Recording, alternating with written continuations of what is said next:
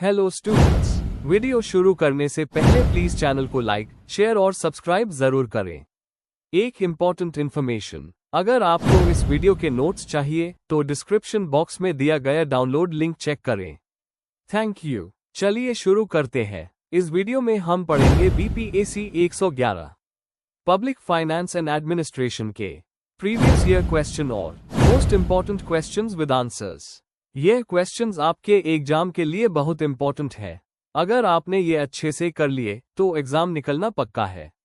Let's begin. Question 5, describe the various steps in budget formulation. Question explanation. इस question में हमें budget बनाने के अलग अलग स्टेप्स को डिटेल में एक्सप्लेन करना है। हमें ये बताना है कि प्लानिंग से लेकर पार्लियामेंट में प्रेजेंट करने तक क्या प्रोसेस फॉलो होती है और कौन कौन से डिपार्टमेंट या अथॉरिटी इसमें शामिल होते हैं। आंसर। इंट्रोडक्शन। बजट फॉर्मुलेशन एक ऐसा प्रोसेस है जिसमें सरकार अपनी एक साल की इनकम और खर्चे की प्लानिंग करती है। इसमें रेवेन्यू एस्टिमेट करना, स्पेंडिंग प्रायोरिटीज डिसाइड करना और पॉलिसी गोल्स के अकॉर्डिंग प्लान बनाना शामिल होता है। इंडिया में ये प्रोसेस मिनिस्ट्री ऑफ फाइनेंस और पार्लियामेंट दोनों की इन्वॉल्वमेंट से होता है। ये समझना जरूरी है कि एक लोकतांत्रिक देश में पब्लिक फाइनेंस कैसे काम करता है। Main body. 1. बजट सर्कुलर का जारी होना। प्रोसेस की शुरुआत मिनिस्ट्री ऑफ फाइनेंस के द्वारा एक बजट सर्कुलर जारी करने से होती है। इस सर्कुलर में इंस्ट्रक्शंस दिए जाते हैं कि हर मिनिस्ट्री और डिपार्टमेंट अपने एस्टिमेट्स कैसे और कब तक भेजे। इसमें कुछ असम्पशंस भी होते हैं जैसे जीडीपी ग्रोथ, इन्फ्लेशन और फिस्कल डेफिसिट। 2. रेवेन्यू और एक्सपेंडिचर का एस्टिमेट। सभी मिनिस्ट्रीज और डिपार्टमेंट्स अपने आप के लिए खर्चे का एस्टिमेट बनाते हैं। साथ ही डिपार्टमेंट ऑफ रेवेन्यू टैक्स और नॉन टैक्स सोर्सेस से कितना पैसा आएगा उसका भी एस्टीमेट बनाता है। ये सब पस्ट डाटा और फ्यूचर इकोनॉमिक कंडीशंस पर बेस्ड होता है। 3. फाइनेंस मिनिस्ट्री द्वारा स्क्रूटनी। जब सभी डिपार्टमेंट्स अपना डाटा भेजे देते हैं तो फाइनेंस मिनिस्ट्री उसका रिव्यू करती है। मिनिस्ट्री ये देखती है कि जो पैसा मांगा गया है वो जस्टिफाइड है या नहीं। जरूरत पड़ने पर मीटिंग्स होती है जिसमें एस्टिमेट्स एडजस्ट किए जाते हैं। 4. बजट प्रपोजल्स का फाइनलाइजेशन। रिव्यू के बाद फाइनल प्रपोजल्स बनाए जाते हैं। बजट 2 हिस्सों में होता है। रेवेन्यू बजट, डेली एक्सपेंसेस और capital budget, development projects. Final approval के लिए पीएम और cabinet committee on economic affairs से क्लियरेंस लिया जाता है। 5. कैबिनेट की अप्रूवल। प्योर बजट को यूनियन कैबिनेट के सामने रखा जाता है। कैबिनेट जब इसे अप्रूव करती है तब यह ऑफिशियली गवर्नमेंट का प्रपोजल बन जाता है। 6. पार्लियामेंट में प्रेजेंटेशन। हर साल 1 फरवरी को फाइनेंस मिनिस्टर लोकसभा में यूनियन बजट प्रेजेंट करते हैं। उनकी बजट स्पीच में मेजर अनाउंसमेंट्स और एलोकेशंस बताए जाते हैं। साथ ही राज्यसभा में भी बजट डॉक्यूमेंट्स टेबल किए जाते हैं। 7. पार्लियामेंट में डिस्कशन और पासिंग। पार्लियामेंट में बजट पर डिटेल में चर्चा होती है। उसके बाद demand for grants, appropriation bill और फाइनेंस बिल पास होते हैं। इन बिल्स के पास होने के बाद ही बजट लीगल अप्रूवल लेता है। 8. इम्प्लीमेंटेशन और मॉनिटरिंग। अप्रूवल के बाद सभी डिपार्टमेंट्स अपने फंड यूज करना शुरू करते हैं। सीएजी और पब्लिक अकाउंट्स कमिटी इंश्योर करते हैं कि पैसा सही जगह उस हो रहा है या नहीं।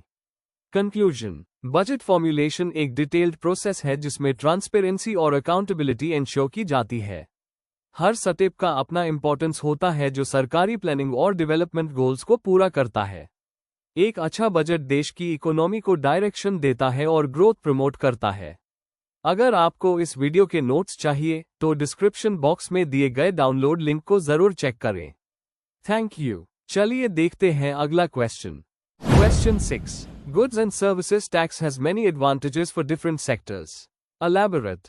Question explanation. इस क्वेश्चन में हमें बताना है कि जीएसटी के आने से अलग अलग सेक्टर्स जैसे मैन्युफैक्चरिंग, सर्विसेज, बिजनेस और कंज्यूमर्स को क्या क्या फायदा हुआ है। एग्जाम्पल्स के साथ एक्सप्लेन करना है कि कैसे जीएसटी ने सिस्टम को बेटर बनाया। Answer. Introduction. Goods and services tax यानी जीएसटी एक कॉम्प्रिहेंसिव इनडायरेक्ट टैक्स है जो 1 जुलाई 2017 को इंडिया में लागू हुआ। इसने पहले के मल्टीपल टैक्सेस जैसे वीएटी, सर्विस टैक्स, एक्साइज वगैरह को रिप्लेस कर दिया। जीएसटी एक सिंगल नेशनल मार्केट क्रिएट करता है और बिजनेसेस के लिए टैक्स सिस्टम को सिंपल बनाता है। इस रिफॉर्म से इकोनॉमी के अलग अलग सेक्टर्स में काफी पॉजिटिव बदलाव आए हैं। Main body 1. Uniform tax structure और कैस्केडिंग इफेक्ट का एंड। पहले अलग अलग लेवल्स पर अलग टैक्सेस लगते थे, जिससे टैक्स ऑन टैक्स का इश्यू होता था। जीएसटी ने सारे इनडायरेक्ट टैक्सेस को एक में मिला दिया, जिससे कंप्लायंस आसान हुआ और टैक्स बर्डन कम हुआ। एग्जाम्पल, मैन्युफैक्चरर ऐप सिर्फ वैल्यू एडेड पर टैक्स देता है, पहले के जैसा मल्टीपल टैक्सेस नहीं लगते। 2. मैन्युफैक्चरिंग और लॉजिस्टिक्स सेक्टर को boost.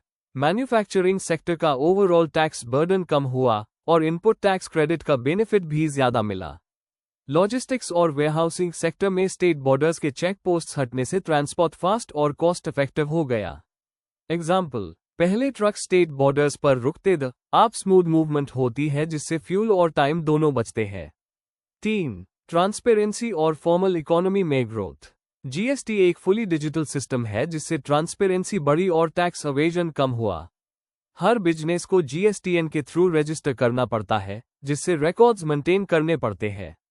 Example, small businesses app proper bills बनाते हैं ताकि इनपुट टैक्स क्रेडिट मिल सके। 4. सर्विस सेक्टर और एसएमई पर असर। सर्विस प्रोवाइडर्स को पन इंडिया एक ही रेट मिलने से काफी आसानी हुई है। एसएमई के लिए कंपोजिशन स्कीम जैसे ऑप्शंस ने कंप्लायंस इजी बनाई है, लेकिन कुछ एसएमई को डिजिटल कंप्लायंस में दिक्कत भी होती है। एग्जाम्पल, स्मॉल ट्रेडर्स आप जीएसटी रिटर्न फाइल करने के लिए ऑनलाइन सिस्टम्स का यूज करते हैं। 5. कंज्यूमर्स और नेशनल मार्केट के लिए फायदे। जीएसटी से कई एसेंशियल आइटम्स पर टैक्स रेट कम हुआ है, जिसका डायरेक्ट बेनिफिट कंज्यूमर्स को मिला। पूरे देश में एक जैसे प्राइसेस होने से वन नेशन वन मार्केट का कॉन्सेप्ट स्ट्रॉन्ग हुआ। एग्जाम्पल, एफएमसीजी प्रोडक्ट्स अब हर स्टेट में लगभग एक जैसे प्राइस पर मिलते हैं। कंक्लूजन, जीएसटी ने इंडिया के टैक्स सिस्टम को एफिशिएंट और ट्रांसपेरेंट बनाया है। शुरुआत में कुछ चैलेंजेस दी, लेकिन मैन्युफैक्चरिंग, लॉजिस्टिक्स, सर्विसेज और कंज्यूमर प्राइसिंग में इसका इम्पैक्ट पॉजिटिव रहा। यह इंटरस्टेट ट्रेड को आसान बनाता है और नेशनल इंटीग्रेशन प्रमोट करता है। आने वाले टाइम में और सिंप्लीफिकेशन से ये और भी बेनिफिशियल हो सकता है। अगर आपको इस वीडियो के नोट्स चाहिए तो डिस्क्रिप्शन बॉक्स में दिए गए डाउनलोड लिंक को जरूर चेक करें। Thank you. चलिए देखते हैं अगला question. Question 7. Describe the accounting system in India. Question explanation. इस क्वेश्चन में हमें यह समझाना है कि भारत का अकाउंटिंग सिस्टम कैसे काम करता है, खासकर गवर्नमेंट के फाइनेंशियल ट्रांजैक्शंस के कॉन्टेक्स्ट में। हमें यह बताना है कि किस तरीके से पैसों का रिकॉर्ड रखा जाता है और कौन से एजेंसीज इसको मैनेज करती है। आंसर। इंट्रोडक्शन। अकाउंटिंग सिस्टम एक ऐसा प्रोसेस होता है जिसमें फाइनेंशियल ट्रांजैक्शंस को सिस्टमैटिकली रिकॉर्ड, क्लासिफाई और रिपोर्ट किया जाता है। इंडिया में पब्लिक अकाउंटिंग काफी इंपॉर्टेंट है ट्रांसपेरेंसी और अकाउंटेबिलिटी के लिए। यह system mainly CAG, controller and auditor general, के अंडर आता है और इंडियन कॉन्स्टिट्यूशन और फाइनेंशियल रूल्स के हिसाब से चलाया जाता है। भारत में कैश बेस्ड और मॉडिफाइड एक्रूअल सिस्टम दोनों का इस्तेमाल होता है, depending on the sector. Main body. 1. Features of government accounting system in India. Cash basis accounting. Government departments generally cash basis accounting follow करते हैं, जिसमें ट्रांजैक्शन तभी रिकॉर्ड होती है जब कैश एक्चुअली रिसीव या पे किया गया हो। Annual financial statements. हर साल गवर्नमेंट फाइनेंस अकाउंट्स और अप्रोप्रिएशन अकाउंट्स प्रिपेयर करती है, जो प्रेसिडेंट और पार्लियामेंट को दिए जाते हैं। Rule based system. Accounting system strictly general financial rules, constitution और फाइनेंस मिनिस्ट्री के गाइडलाइंस के अकॉर्डिंग फॉलो किया जाता है। 2. Major components of Indian accounting system. Consolidated fund of India. Government के सारे रेवेन्यू, लोन्स और रिसीट्स इस फंड में जाते हैं। इस फंड से कोई भी खर्चा पार्लियामेंट की अप्रूवल के बिना नहीं होता। Contingency fund. इमरजेंसी सिचुएशंस के लिए यह फंड रखा गया है जो प्रेसिडेंट के कंट्रोल में होता है। Public account. इसमें प्रोविडेंट फंड, सेविंग्स और डिपॉजिट्स जैसे ट्रांजैक्शंस होते हैं, जहां सरकार सिर्फ ट्रस्टी होती है। 3. Role of controller and auditor general, CAG. Accounts maintain करना और ऑडिट करना। सीएजी यूनियन और स्टेट गवर्नमेंट्स के अकाउंट्स प्रिपेयर करता है और उनका ऑडिट भी करता है। Audit reports. सीएजी की रिपोर्ट्स प्रेसिडेंट या गवर्नर को दी जाती है, जो बाद में पार्लियामेंट या स्टेट असेंबलीज में रखी जाती है। Financial accountability. ऑडिट के थ्रू CAG पब्लिक पैसा का मिसयूज होने से बचता है और फाइनेंशियल डिसिप्लिन बनाए रखता है। 4. Recent developments in government accounting. Governance और ऑनलाइन अकाउंटिंग सिस्टम्स PFMS जैसे सॉफ्टवेयर्स के यूज से अब real time transaction monitoring possible हो गया है। Accrual based accounting experiments. कुछ अर्बन लोकल बॉडीज और PSU अक्रूअल सिस्टम अडॉप्ट कर रहे हैं जहां रेवेन्यू और एक्सपेंस टैब रिकॉर्ड होते हैं जब वो अर्न या इनकर होते हैं, ना कि जब कैश एक्सचेंज होता है। ऑडिट रिफॉर्म्स और डिजिटाइजेशन। ऑडिटिंग में भी ऑटोमेशन आने से काफी ट्रांसपेरेंसी और एफिशिएंसी बढ़ी है। कंक्लूजन। इंडिया का अकाउंटिंग सिस्टम टाइम के साथ काफी इवॉल्व हुआ है। अभी भी ज्यादा departments cash based system use करते हैं, लेकिन मॉडर्नाइजेशन और डिजिटाइजेशन की तरफ बढ़ रहे हैं। CAG का रोल बहुत ही सेंट्रल है फाइनेंशियल अकाउंटेबिलिटी को एश्योर करने में। जब अकाउंटिंग स्ट्रॉन्ग होती है तो गवर्नेंस भी स्ट्रांग होती है। अगर आपको इस वीडियो के नोट्स चाहिए तो डिस्क्रिप्शन बॉक्स में दिए गए डाउनलोड लिंक को जरूर चेक करें। Thank you. Let's see the next question. Question 8. Write short notes on the following in about 200 words each. A. Role of audit. B. Nature of parliamentary financial control. Question explanation. इस question में हमें 2 short notes लिखने हैं। Part A में audit का role बताना है, कैसे ये फाइनेंशियल अकाउंटेबिलिटी और ट्रांसपेरेंसी लाता है। पार्ट B में बताना है कि पार्लियामेंट किस तरीके से फाइनेंशियल कंट्रोल का काम करती है और उसके की फीचर्स क्या है। आंसर। इंट्रोडक्शन। ऑडिट और parliamentary financial control public administration में अकाउंटेबिलिटी के 2 मेजर टूल्स हैं। ऑडिट एंश्योर करता है कि पब्लिक पैसा सही तरीके से उस हो रहा है, जबकि पार्लियामेंट्री कंट्रोल एग्जीक्यूटिव को फाइनेंशियल डिसीजंस के लिए आंसरेबल बनाता है। दोनों ही फाइनेंशियल ट्रांसपेरेंसी और डिसिप्लिन के लिए इंपॉर्टेंट है। Main body. A. Role of audit. Definition and purpose. Audit एक इंडिपेंडेंट प्रोसेस होती है जिसमें फाइनेंशियल रिकॉर्ड्स चेक किए जाते हैं ताकि पब्लिक पैसा लीगल और इफेक्टिव तरीके से यूज हो रहा है या नहीं, ये पता चल सके। Types of audit in government. Regularity audit. यह चेक करता है कि खर्चे लीगल नॉर्म्स के मुताबिक हुए या नहीं। Performance audit. प्रोग्राम के एफिशिएंसी, इफेक्टिवनेस और इकोनॉमी को इवैल्यूएट करता है। Conducted by CAG। इंडिया में ऑडिट का काम controller and auditor general CAG करता है, जो एक कॉन्स्टिट्यूशनल अथॉरिटी है। सिग्निफिकेंस। पब्लिक पैसों का मिसयूज रोका जा सकता है। ट्रांसपेरेंसी और अकाउंटेबिलिटी एंश्योर होती है। इंप्रूवमेंट के लिए सजेशंस मिलते हैं। फाइनेंशियल प्रैक्टिसेस पर नजर रखता है। एग्जाम्पल 2G स्कैम या कोल ब्लॉक एलोकेशन जैसे केसेस में CAG रिपोर्ट्स ने ऑडिट के इंपॉर्टेंस को दिखाया है। B. Nature of parliamentary financial control. Meaning. Parliamentary financial control का मतलब है कि सरकार जब भी टैक्स लगाए या पैसा खर्च करे तो उसके लिए पार्लियामेंट की परमिशन लेना जरूरी है। Instruments of control. बजट। हर साल का बजट पार्लियामेंट पास करती है। Vote on account and supplementary grants.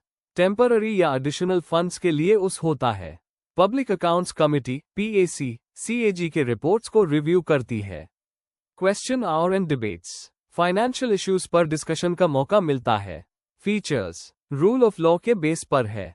बिना सैंक्शन के पैसा खर्च नहीं हो सकता। डेमोक्रेटिक अकाउंटेबिलिटी एस्टैब्लिश करता है। दोनों प्रिवेंटिव और करेक्टिव तरीकों से काम करता है।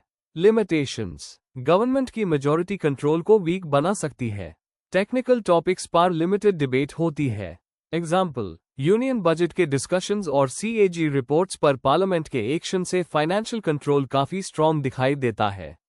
कंक्लूजन। ऑडिट और पार्लियामेंट्री फाइनेंशियल कंट्रोल दोनों ही सिस्टम्स एंश्योर करते हैं कि पब्लिक पैसा रिस्पॉन्सिबली यूज हो। इनके थ्रू करप्शन कम होता है, ट्रांसपेरेंसी बढ़ती है और डेमोक्रेसी स्ट्रॉन्ग होती है। अगर ऑडिट और पार्लियामेंट दोनों एक्टिव रहें तो फाइनेंशियल गवर्नेंस बहुत बेहतर हो सकती है। Before we end, please like, share and subscribe the channel for more such study materials and one important information अगर आपको नोट्स चाहिए तो डिस्क्रिप्शन बॉक्स में डाउनलोड लिंक दिया हुआ है, जरूर चेक करें।